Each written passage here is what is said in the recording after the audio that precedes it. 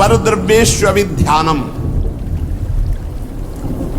दूसरे के धन का अपहरण करने की वृत्ति, चाहे विरक्त हो चाहे गृहस्थ हो। परद्रव्येष्वभिध्यानम मनसानिष्ट चिंतनम, जो मन से भी दूसरे के धन का चिंतन करने लगता है तो खुद उसका अनिष्ट शुरू हो जाता है। शास्त्र की बात मान लो, जिम हरि शरण नए को बाधा, सुखी मीन जहां नीर अगाधा।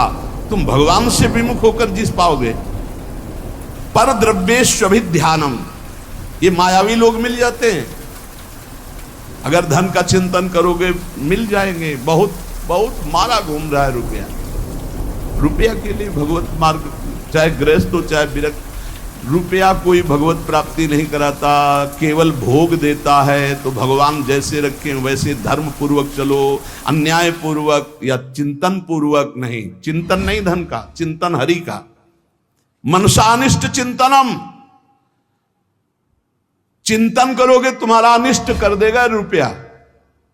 ये संसारी पुरुष नहीं समझ, रात दिन उसी के चिंतन करते हैं, तभी डिप्रेशन में पहुंच जाते हैं। नाना प्रकार की कुभावनाएं प्रकट होने लगती हैं। जिसको इस जन्म में परमानंद की अनुभूति करनी है उसको सावधान। पारुष्य अनृतम चैव पैशून्यम चापि सर्वशा। अगर परलोक की प्राप्ति करनी, परम धाम जाना है, तो आप चुगली करना, निंदा करना, दूसरे की बातें करना छोड़ दो। दूसरे के धन का चिंतन, अपहरण करना छोड़ दो। मिथ्या भाषण, परनिंदा और असंबद्ध प्रलाप ये साधक में नहीं होना चाहिए। असंबद्ध प्रलाप, चुगली, निंदा ये जबान में नहीं होना चाहिए। और कह रहे हैं अदत्तानाम उपादानम हिंसा चैवा विधानता परदारोप सेवा चा शारीरम त्रिविधम स्मृतम। बिना किसी के दिए हुए किसी वस्तु का स्पर्श मत करो। देने पर भी तब देखो कि तुम्हारे योग्य है कि नहीं। और परदार रति, चूंकि ये गृहस्थ या विरक्त कोई भी भगवत प्राप्ति के लिए चले, उसके लिए किसी भी परदार रति, दूसरे की स्त्री के प्रति तनिक भी लगाव नहीं होना चाहिए काम भाव का। अगर काम भाव का जरा भी लगाव है तो तुम्हारा पतन हो जाएगा। बहुत एक विचित्र समय कलिकाल का प्रभाव चल रहा है, इस पर दृष्टि ही नहीं जा रही। ये जो व्यभिचार प्रवृत्ति है इसको एक मनोरंजन मान लिया गया है, इसको एक खिलवाड़ मान लिया, इसे एक सीमा में रखा गया है। एक सीमा में रखा, पाणी ग्रहण संस्कार कर स्वीकार करके फिर धर्म पूर्वक चलो, वैराग्य हो जाएगा। अधर्म पूर्वक चलोगे आसक्त हो जाओगे। परदार रति ये नरक प्राप्ति का हेतु है। इसलिए उपासक जो भगवत प्राप्ति करना चाहता है अशुभ कर्मों से बचे, परदार रति से बचे। किसी भी तरह से जो अपवित्र वस्तु दी जाए उसको स्पर्श न करे। हमारे लिए क्या पवित्र है? विरक्त के लिए हम भगवत मार्ग के पथिक हैं, जितना हमें चाहिए उतना मांग लेंगे। जो नहीं चाहिए वो हमारे लिए सब अपवित्र, हमें नहीं चाहिए, नहीं चाहिए। और गृहस्थ के लिए धर्म पूर्वक कमाई हुई वस्तु किसी के दान दक्षिणा या किसी का यह ऐसा स्वीकार न करे, बहुत हानिकारक होता है। दोषै प्रयुक्ता शरीरेण प्रवर्तमानो हिंसास्ते प्रसिद्धो मैथुनान्याचरति।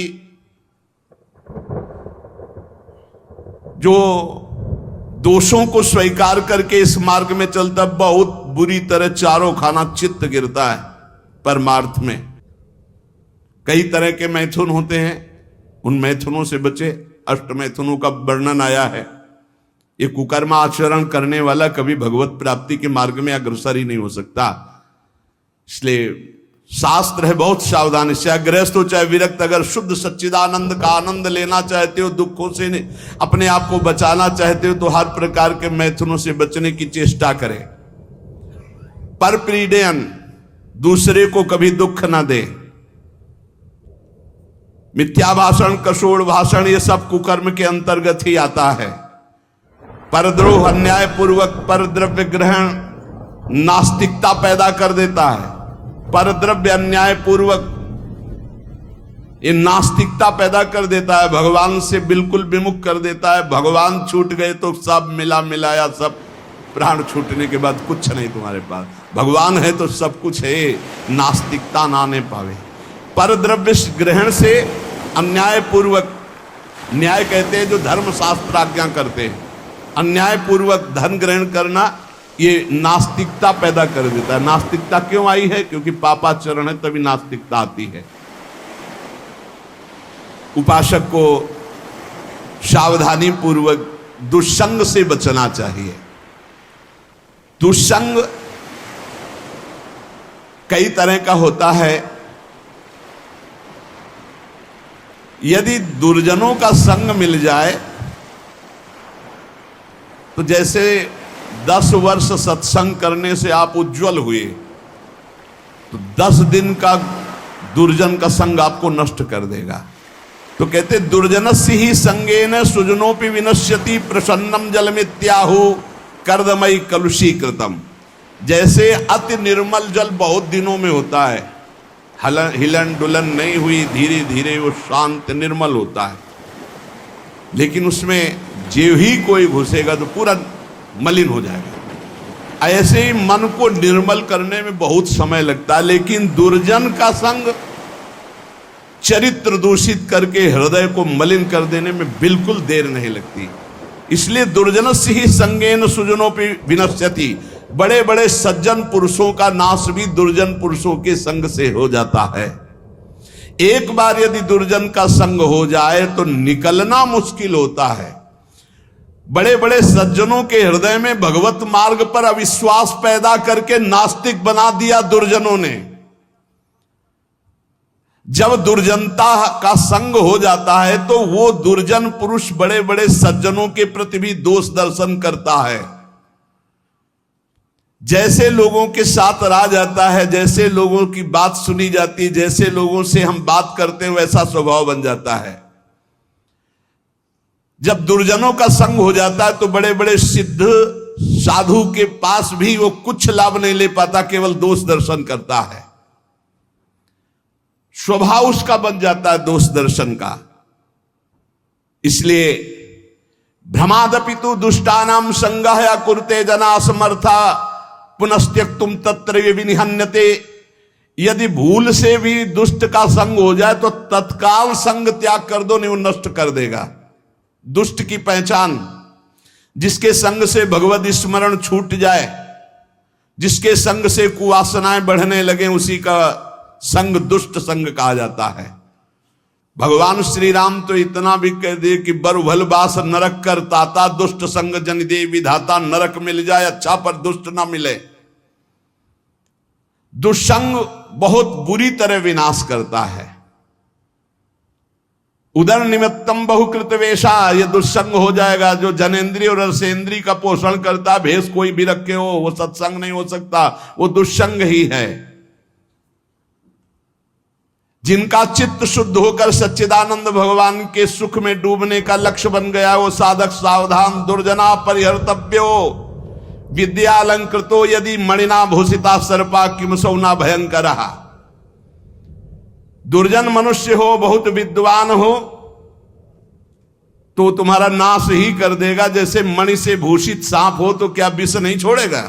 वो विष ही छोड़ेगा। इसलिए बहुत संभल करके। सद्भिरासीत सततम सद्भि कुर्वीत संगितम सद्भिर विवादम मैत्रीम च ना सद्भि किंचिदाचरेत।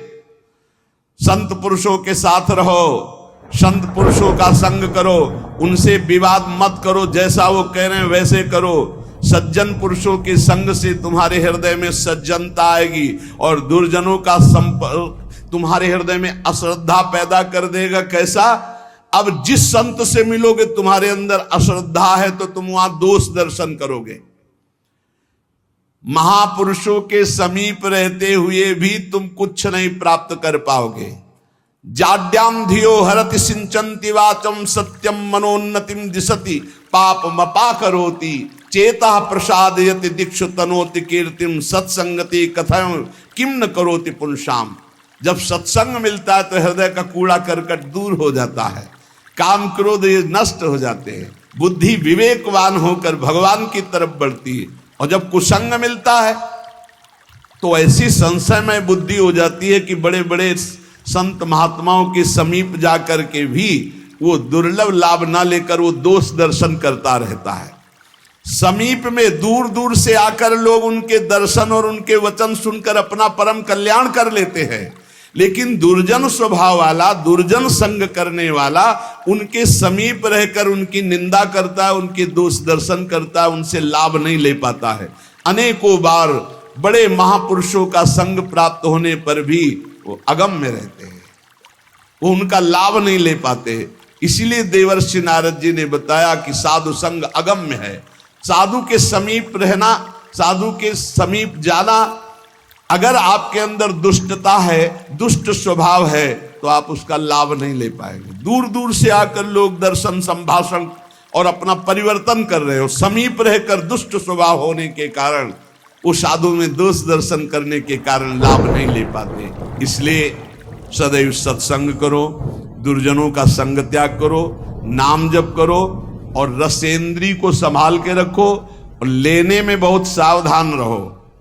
किसी से कुछ लेने में सावधान रहो, वो ऐसा पाप की कमाई ना हो जो तुम्हारी बुद्धि भ्रष्ट करके भगवान से विमुख कर दे। चाहे गृहस्थ हो चाहे विरक्त, अन्याय पूर्वक जीवन नहीं होना चाहिए, धर्म पूर्वक जीवन होना चाहिए। भगवत मार्ग में सबसे ज्यादा जो बाधक है वो है मान, बड़ाई, प्रशंसा, सम्मान और हे लाडली। हमारा मन इसी में फंस गया, मान सम्मान प्रिय लगने लगा, बड़ाई प्रतिष्ठा कीर्ति अच्छी लगने लगी, इसीलिए हर्ष और शोक, मान और अपमान, दुख और सुख, इन द्वंद्वों में मैं फंस गया। हे मेरी स्वामिनी, अगर कोई बचा सकता है तो सिर्फ आप बचा सकती हो, क्योंकि मान प्रतिष्ठा ये ऐसा मीठा जहर है कि इसे कोई छोड़ना नहीं चाहता और बिना इसको त्यागे भगवत प्राप्ति या तत्वबोध हो ही नहीं सकता। जिसकी दृष्टि में गौरव अर्थात मान घोर रौरवम, प्रतिष्ठा सुक्री विष्ठा, सम्मानम विष के समान, सम्मानम कल्याति घोर गरलम, वो इस मार्ग में आगे बढ़ता है। मेरी लाडली, मेरे मन बुद्धि तो मान सम्मान में गौरव करते हैं, दुख सुख हर्ष शोक द्वंद्वों में फंसे हुए हैं। हे मेरी लाडली, इसमें हमारा साधन बल काम नहीं करेगा, आपकी कृपा से ही हम इससे निकल सकते हैं। संग दोष व्यापे घने, कासो कहो पुकार, श्यामा प्यारी तुम बिना मेरो सुनो सब संसार। लियाजू, शास्त्रों में वर्णन किया गया है कि जो साधक जित संग दोषा होता है वही भगवत प्राप्ति करता है। पर हमारे ऊपर तो छोटे छोटे विषयों के संग का प्रभाव, व्यक्तियों के संग का प्रभाव, धनादि का प्रभाव, तो संग दोष से हम युक्त हो गए हैं। सहयोग दे सके श्यामा प्यारी, किससे पुकार करके कहूं कि हमारे हृदय में संग दोष जागृत हो चुका है, हमारे हृदय में मान प्रतिष्ठा अच्छी लगने लगी है, हमारे हृदय में दुख सुख हर्ष शोक का प्रभाव पड़ रहा है। लाडली, आप ही केवल हमारी तरफ करुणा दृष्टि से देखो तो ये दूर हो जाए। कोई दूसरा इस संसार में आपके सिवा हमारा नहीं है। मैं जान्यो कछु सूरज है, दिन प्रति उर्झो जाए, मैं मेरे बस हूं नहीं, श्यामा जो कहूं सुनाए। हम आपसे साफ बात कह रहे हैं श्यामा जी। मैंने समझा कि साधन पथ में चलने पर मैं सुलझ जाऊंगा, सुधर जाऊंगा, लेकिन स्वामिनी जी यहां तो और उलझ गया। तन छाड़े मन गही रहे, दोनों ही दुख होए। तन से विषय भोग छोड़ा, मन उनको पकड़े हुए है। लाडली सुलझा दो, आप ही सुलझा सकती हो, दूसरा कोई नहीं। मैंने समझा मैं सूरज रहा हूं, लेकिन दिन का दिन छूटवे के जतन विशेष बांधे जाओगे। तो लाडली अब आप ही छोड़ दो इस माया के बंधन से, इस मैं मोर तय तोर के बंधन से आप ही आप हमें छुड़ा लो। मन बुद्धि ये थिर नहीं, ही ये भरी भंगार। श्री श्यामा करुणा भरी, दृष्टि नेक निहार। बहुत कूड़ा भरा है हृदय में स्वामिनी जी। ये अंतःकरण चतुष्टय, बुद्धि का निश्चय होना चाहिए, प्रिया प्रीतम के सिवा हमारा कोई नहीं। मन का संकल्प विकल्प प्रिया प्रीतम की सेवा, जगत की सेवा, और चित्त का निरंतर भगवदाकार चिंतन, अहम का पूर्ण दासत्व में समर्पण, ये सब कुछ नहीं, बड़ा कूड़ा करकट भरा हुआ है। कोई भी सत्कार्य होते उसमें अहंकार उदय हो जाता, मैंने किया। बुद्धि का निश्चय है, जगत में भोगों में रुपया में प्रतिष्ठा में सुख है। मन नाना प्रकार की भोग वासनाओं का संकल्प करता रहता, तो बड़ा कूड़ा करकट अंतःकरण में जमा है। हे मेरी श्यामा प्यारी, आप करुणा दृष्टि से देख लो तो आपकी दृष्टि मात्र से मन बुद्धि सुधर जाएंगे। श्यामा प्यारी लाडली,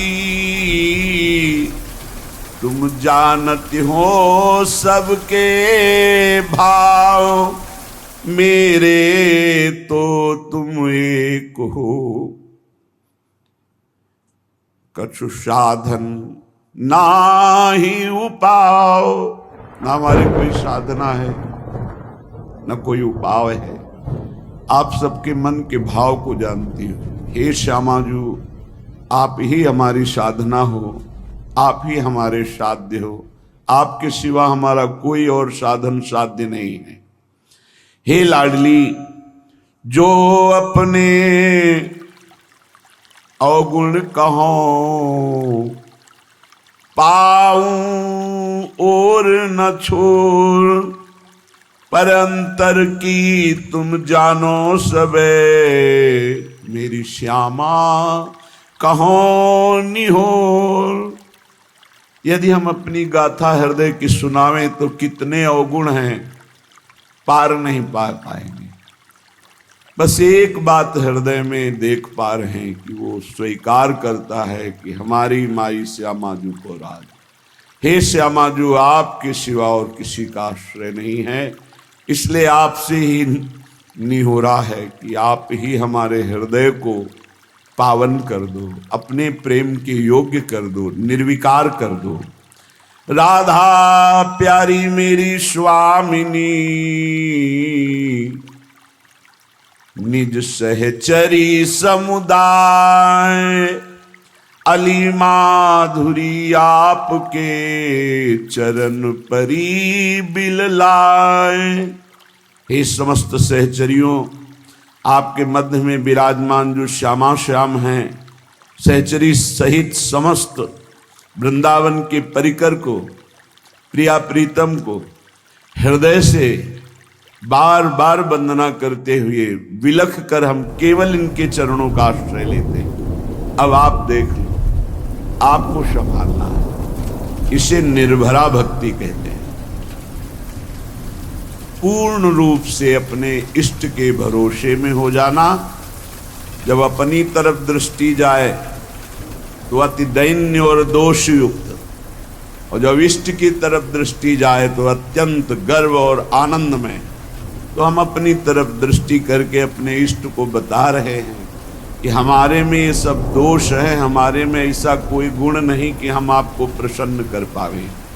इसलिए हे लाडली, हे लालजू, आप कृपा करो और अपने योग्य हमारे हृदय को बना लो, क्योंकि बनावटी प्रभु को पसंद नहीं।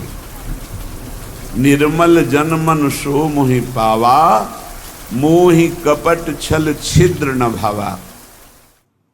मुझे कोई कपट छल, दोष विचार ये प्राप्त नहीं कर सकते हैं। मुझे प्राप्त कर सकता है निर्मल मन, और हमारा मन मलिन है। तो हम आपसे निवेदन करते हैं, हे प्रभु आप अपने योग्य बना लीजिए इस मन को। मेरे में सामर्थ्य नहीं कि मैं आपके योग्य मन को बना करके आपकी प्राप्ति कर पाऊं। अगर हम करोड़ों कल्पों तक साधना करें तो भी आपके योग्य नहीं बन पाएंगे। और अगर आप पल पाओ, पल के चौथाई हिस्से में चाहें तो मेरा मन आपके योग्य हो सकता है। इसलिए हम पूर्ण रूप से अजात पक्षायु मातरम खगा, जैसे बिना पंख निकला हुआ चिड़िया का बच्चा कुछ नहीं कर सकता, केवल माँ की बाट जो होता है, बस ऐसे हे मेरी श्यामाजू हमारे में कोई साधन नहीं, बस आपकी कृपा की बाट जो रहा हो। इसे पूर्ण आत्मसमर्पण, निर्भर शरणागति भक्ति कहते हैं। और ये अमोघ है। जिसके हृदय में ऐसा समर्पण हो गया हमारे माई श्यामाजू को राज, तो हरि ही श्यामाजू हैं, श्यामाजू ही हरि हैं। केवल स्वभाव और महिमा का रसास्वादन कराने के लिए प्रभु अपने प्रेम स्वभाव और अपनी प्रेम महिमा का रसास्वादन कराने के लिए ही हरि राधा किशोरी के रूप में विराजमान है। और प्रेम का कैसे रसास्वादन किया जाता है, कितनी दैन्यता, तो राधा किशोरी ही हरि के रूप में विराजमान है। हरि ही राधा किशोरी है, राधा किशोरी ही हरि है, किंचन मात्र इनमें भेद नहीं है। देखो यद्यप सकल लोक चूड़ामणि, यद्यपि हरि अनंत ब्रह्मांडों के स्वामी, पर दीनपन को मानत, दैन्य होकर कैसे प्रेम का रसास्वादन करते हैं। तो प्रेम का रसास्वादन कैसे किया जाता है, हरि रूप। और प्रेम का प्रभाव और प्रेम का स्वभाव श्री राधा किशोरी रूप। हमारा हो भाग्य पता नहीं कौन सा गुण देख के रीझ गए प्रभु। गुण तो है ही नहीं कि ऐसी महामहिम महामाधुर्य रस करुणा समुद्र श्री लाडली जी के चरणों की शरणागति मिली, और हमें ये गर्व से कहने का साहस हुआ कि हम श्री जी के हैं, हम लाडली जी के हैं। ये अनन्यता हृदय में आ गई तो सर्वस्व की प्राप्ति हो जाएगी। देख लेना, मेरे प्रभु अनन्यता देखते हैं, और जितने दिव्य सद्गुण प्रभु को रिझाने की वृत्तियां, वो सब इसी अनन्यता से जागृत हो जाती हैं। जब हम शरीर के अनन्य होते हैं तो सारे दोष जागृत हो जाते हैं, और जब हम प्रियालाल के अनन्य होते हैं तो सारी दैवी संपदा जागृत हो जाती है। इसमें साधन बल नहीं, इसमें अनन्यता, इसमें प्रियता, इसमें ममता, और वो ममता प्रियता अनन्यता धाम प्रदान करता है। जब हम धाम के आश्रित होते हैं तो रजरानी की कृपा और रसिकों की कृपा मिलती है। जो श्री जी के अनन्य हैं, उन्हीं की कृपा से हमारे हृदय में यत् किंचित अनन्यता जागृत होती है। अनन्यता ही साधना की परम सिद्धि है। अनन्यता ही परमार्थ की वो सुदृढ़ भूमि है जिसपे दिव्य लीलाओं का रसास्वादन होता है। अनन्यता ही जीवन मुक्तता है, अन्य ही जीवन बंधन है। वो धन्य है जो अपने इष्ट के गुरुदेव के अनन्य हो गए, जिनके हृदय में ऐसी दृढ़ता आ गई कि बने तो रघुबर ते बने, बिगड़े तो भरपूर, तुलसी औरन ते बने, ता बनबे पे धूर। ये अनन्यता, हमारे इष्ट हमें जैसे रखे हम राजी हैं। हम राजी हैं जिसमें हमारे इष्ट राजी हैं। इष्ट जैसा जैसा विधान करते, चाहे वो दुखद हो चाहे सुखद हो, हम कभी कोई प्रश्न उनसे नहीं करेंगे, और हम प्रसन्न रहेंगे उनके विधान को मानकर। ये अनन्य भक्त की हृदय की स्थिति होती है। श्रीपाद प्रबोधानंद जी महाराज श्री वृंदावन धाम के अनन्य महापुरुष हैं, जिनको तत्वबोध है और प्रियालाल के प्रेम में उन्मत्त रहते हैं। वो कहते हैं, कलिंद सुतयायुतम प्रणय माधुरी धारया, प्रबद्ध सुख चंद्रिका जलधि फुल्लवल्ली द्रुमम, कपोत शुक शारिका पिक मयूर कालंकृतम भ्रमद भ्रमर झंकृतम जयति धाम वृंदावनम।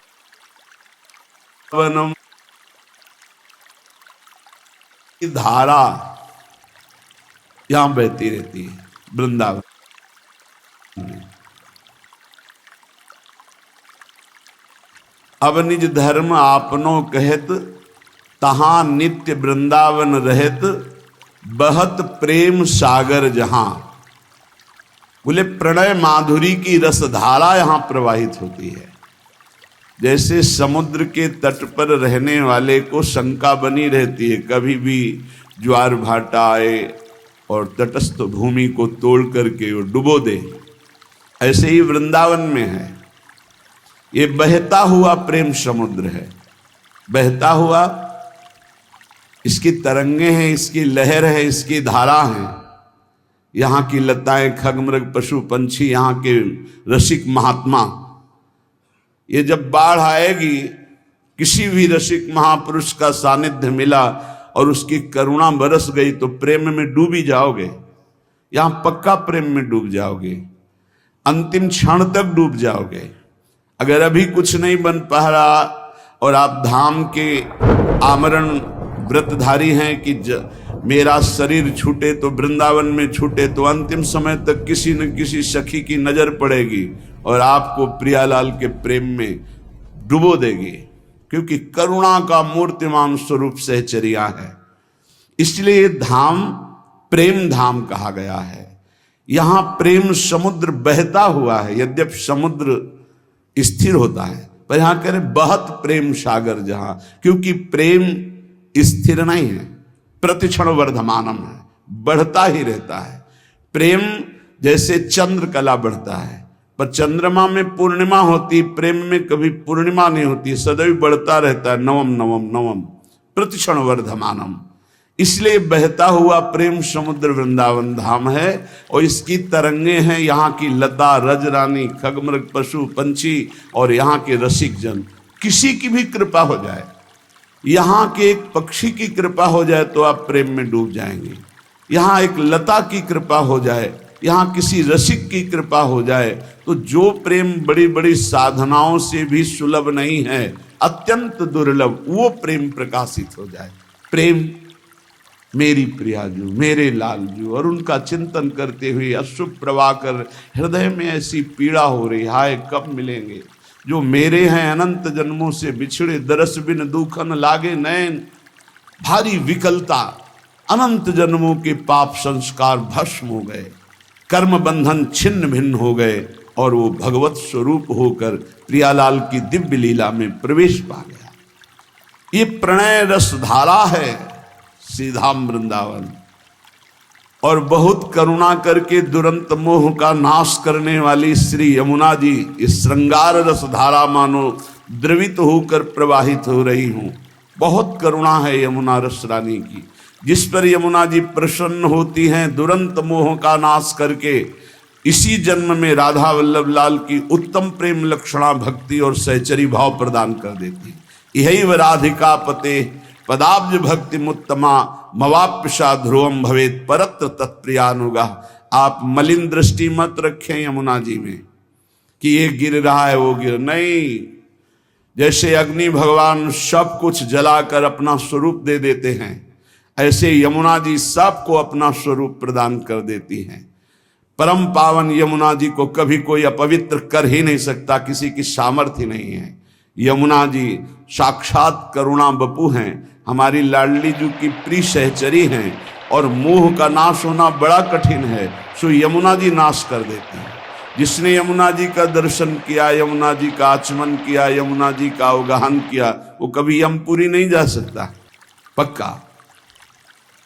जो यमुना जी का थोड़ी भी भक्ति कर ली है तो यमुना की भक्ति मात्र से उनके परम भ्राता श्री जो यमराज जी हैं वो अपने दूतों को आदेश करते हैं, कभी भी जिसके मुख से यमुना निकला है, आचमन किया है, अवगाहन किया है, बैठकर समीप कुछ नाम जप के कभी मत जाना, उनकी तरफ देखना भी मत। ऐसी यमुना जी जहां प्रवाहित हो रही परेश वर्ण रूपिणी भगवान श्री कृष्ण की श्री अंग की जैसी कांति, ऐसे झलमल झलमल श्याम वर्ण यमुना, बड़ी दिव्य है यमुना जी। अपनी तो नेत्र प्राकृतिक हैं इसलिए देख नहीं पा रहे। जब त्रिगुणातीत कृपा होगी श्री जी की और त्रिगुणातीत वृत्ति जागृत होगी तब आप इन यमुना जी को देखेंगे। बड़ी दिव्य है, जिनमें स्वर्ण कमल, नील कमल, पीत कमल, अरुण वर्ण के कमल, विविध प्रकार के कमल खिले हुए हैं, भंवरे गुंजार कर रहे हैं। समीप में ही कुंज में अद्भुत अद्भुत लताएं फूली हुई झूम रही हैं। और कपोत शुक शारिका पिक मयूर कालंकृतम, कपोत, शुक, शारिका, कोकिला, मोर ऐसे गुंजार कर रहे हैं, ऐसे मानो प्रियाजू का यश गा रहे, पर हम उनकी वाणी समझ नहीं सकते। ऐसा लगता है कि ये शोरगुल कर रहे हैं। नहीं, वो राधा यशो मुखर मत खगावली की। यहाँ के जितने पक्षी हैं सब श्री जी का नाम, श्री जी का जस गान कर रहे हैं। कृष्ण प्रेम रसम सदा रसयते वृंदावनांतर्गतम, जो वृंदावन के अंतर्गत अपने जीवन को समर्पित कर दिया है, पक्का श्री कृष्ण प्रेम में डूबेगा, डूबेगा, पक्का डूबेगा। जब वृंदावन में आए और बिहारी जी की कृपा से राधा वल्लभ जी गए, जब राधा वल्लभ जी के दर्शन किए तो ऐसा लगा जैसे बहुत पहले से हम इनसे परिचित हैं। श्री कृष्ण प्रेम रसम सदा रसयते वृंदावनांतर्गतम, वृंदावन में यदि अपने जीवन को समर्पित कर दिया जाए, चाहे आश्रय भाव से या वास भाव से, अरे बहुत मानो कृपा ही कृपा उदय हुई है वृंदावन के रूप में। आप लोग बाहरी दृष्टि से देखेंगे तो आपको दोष दर्शन भी दिखाई दे सकता है, लेकिन आपसे सत्य कहते हैं, कभी कभी एकांत में जब वृंदावन की कृपा उदय होती तो सिर्फ रोना आता है कि कोई ऐसे सद्गुण नहीं, कोई ऐसी बात नहीं जिससे हमारी प्रियाजू ने हमें रीच कर वृंदावन का अखंड वास दे दिया। हमें अपने महल में, हम कहाँ वास कर रहे हैं, वृंदावन वासी हैं, प्रिया प्रीतम के चरण चिन्हों में वास कर रहे हैं, परम पावन रज में वास कर रहे हैं, हम धाम वासी हैं। कहाँ नारकी जन्म, कहाँ नारकी योनियों में भटकने वाला जीव, और कहाँ परम पावन महामहिम शिव शनकादि द्वारा बंदित रज में वास करने का सौभाग्य। श्री कृष्ण प्रेम रसम सदा रसयते वृंदावनांतर्गतम, श्री प्रिया और कृष्ण लाल, प्रिया लाल के प्रेम रस से डुबो देने वाला ये वृंदावन है, जिसने वृंदावन का आश्रय लिया, वृंदावन का वास स्वीकार किया। आप केवल अपराध मत कीजिए, जो साधन पद्धति बताई गई उससे समय काटिए, परम लाभ तो कृपा से हो जाएगा। आपका प्रयत्न केवल अपराध रहित होने के लिए, आपसे असाधन ना बने इसलिए, काम तो सब कृपा से हो जाएगा। चेता स्थाणु चरिष्णु चिदघनम मोह रूपम तवापीदृशम, यहां अगर पक्षी भी कोई बाहर से उड़कर आकर वास करता है तो वो भगवत स्वरूप हो जाता है, चिदघन स्वरूपम। तो वो पक्षी क्या साधना करता है, केवल आश्रित हो गया वृंदावन के। ऐसे ही आप भी आश्रित हो जाएं तो कह रहे चिदघन रूपम तवापीदृशम, तुम भी वही चिदानंद रूप हो जाओगे यदि वृंदावन का आश्रय ले लिया, वृंदावन का वास स्वीकार कर लिया, वृंदावन का चिंतन करते हो, वृंदावन की महिमा सुनते हो, तो धाम आपको चिदघन रूप प्रदान करेगा। चेता स्थाणु चरिष्णु, यहाँ के चैतन्य और जड़ सब चिदानंद रूप हो जाएंगे। अभी हैं, आप देख नहीं पा रहे, लेकिन अंत तो गत्वा आप भी चिदानंद रूप हो जाएंगे यदि वृंदावन का आश्रय और वास स्वीकार किया। एवं चे नहीं भाति तद गुरु मुखान श्रुत्वा सदा चिंतय, यहां वृंदावन में सदगुरु का वर्ण करो तो तुम भी ब्रजवासी हो जाओगे। दीक्षा में नया जन्म माना जाता है। एक होता है बिंदु से जन्म लेना, जो पिता और माता के संयोग से, और एक होता है नाद से जन्म होना, जो गुरुदेव मंत्रनाद हमारे कान में करते हैं, उससे हमारा नया जन्म होता है। और ये नया जन्म ब्रजवासी माना जाएगा, वृंदावनवासी माना जाएगा। एवं चे नहीं भाति तद गुरु मुखात श्रुत्वा सदा चिंतये। श्री सदगुरुदेव का वर्ण करके, श्री सदगुरुदेव के मुख से जो तुम्हें साधन मिला है, नाम मिला है, उपासना मिली है, तो कह रहे सदा चिंतये, उसी का सदा चिंतन करो। गुरुमुख से निकले हुए नाम और मंत्र की बड़ी अपार महिमा है। जो वृंदावन में सदगुरु का वर्ण कर लेता है वो ब्रजवासी ही माना जाता है। उसका जन्म ब्रज में हुआ। कौन सा जन्म? बोले दीक्षा जन्म, नाद जन्म। इस जन्म की बहुत बड़ी महिमा है। जैसे अभी आपने आज दीक्षा ली, तो दीक्षा लेते ही पूर्व के सारे जो आपके अपराध पाप है वो भस्म हो जाएंगे। अब सावधान हो जाओ कि अब नहीं करेंगे। अगर ऐसा नियम ले लिया, पक्का विश्वास कर लिया और गुरुमुख से निकले हुए साधना का सांगोपांग अनुष्ठान कर, इसी जन्म में भगवत प्राप्ति हो जाएगी।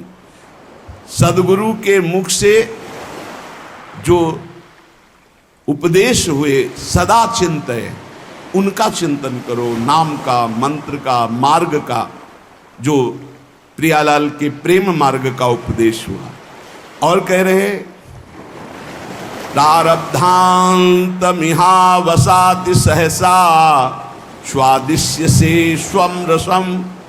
प्रारब्ध के अनुसार शरीर में जो दुख सुख आ जाए उसे भोग लो, उसे मिटाने की कोशिश मत करो। क्या होगा? बोले आपके हृदय में सहसा एक दिन देख लेना प्रियालाल प्रकाशित हो जाएंगे और आप उस आस्वादन से, प्रेम आस्वादन से उन्मत्त हो जाएंगे। क्या करें? कह रहे हैं कि जो वृंदावन का आश्रय लेता है, वास स्वीकार कर लेता है, वो श्री कृष्ण के प्रेम रस में निश्चित डूब जाता है। कैसे? बोले वृंदावन में सदगुरु का वर्ण करो, उनके द्वारा निकली हुई उपासना पद्धति जो श्रीमुख से है उसका अनुष्ठान करो, उनके बताए हुए मार्ग पर चलो, नाम मंत्र जो उन्होंने दिया उसका सदा चिंतन करो और प्रारब्ध के अनुसार जो दुख सुख आ जाए उसे भोग लो। यहाँ ये नहीं कह रहे कि उसे मिटाने की चेष्टा करो, उसे भोग लो। तो क्या होगा? तुम भगवत प्राप्त हो जाओगे। ये सिद्धांत है। इसीलिए संत महात्मा बड़े बड़े आप देखो जो दिव्य हुए, उन्होंने अपने प्रारब्ध को नहीं मिटाया, दूसरों के प्रारब्ध को स्वयं लेकर भोग लिया। अपने प्रारब्ध को तो भोगा ही, औरों के भी प्रारब्ध को भोग लिया कि ये भजन करने में कमजोर हैं, प्रारब्ध आएगा इनको छीण कर देगा, चलो तुम आगे बढ़ो, हमें तो कोई फर्क नहीं पड़ता। प्रारब्ध को अपने ऊपर ले लिया। उसे श्री जी सहसा हृदय में प्रकाशित होकर प्रेम रस में डुबो देती है। ये धाम की कृपा, धाम में गुरु बनाने की कृपा, गुरु के मुख से निकले हुए नाम मंत्र का निरंतर चिंतन करने की कृपा से प्रियालाल का सहसा, सहसा माने कभी भी अचानक हृदय में प्रकाश हुआ और आप डूब गए। वो जब आप समर्पण हो, आपका पूर्णता होता है, तब ये स्थिति